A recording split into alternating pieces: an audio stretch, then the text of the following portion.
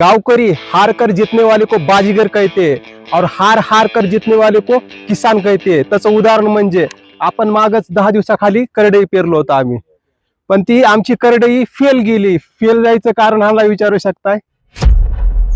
मागील 10 दिवसापूर्वी आम्ही करडईची पेरणी केली होती। ते पाऊस लातूर जिल्ह्यामध्ये सतत 8 दिवस पाऊस पडल्यामुळे करडी आमची फेल गेली। आम्ही दुबार पेरणी आता हरभरा पेरत आहोत। असं शेतकऱ्याच्या मागे संकट येत आहे, तरी शेतीत येताना विचार करून यावं। तर मित्रांनो, असं नाही की आपण शेतीमध्ये नाहीच आलं पाहिजे, शेतीमध्ये बिलकुल आलं पाहिजे। पण शेतीमध्ये येताना ही गोष्ट लक्षात ठेवा की जसं बाकी बिझनेस मध्ये प्रेडिक्टेबल प्रॉब्लेम असतात, बरोबर, अडचणी असतात, तसं शेतीमध्ये नाही, तिथं अनप्रेडिक्टेबल अडचणी जास्त आहेत।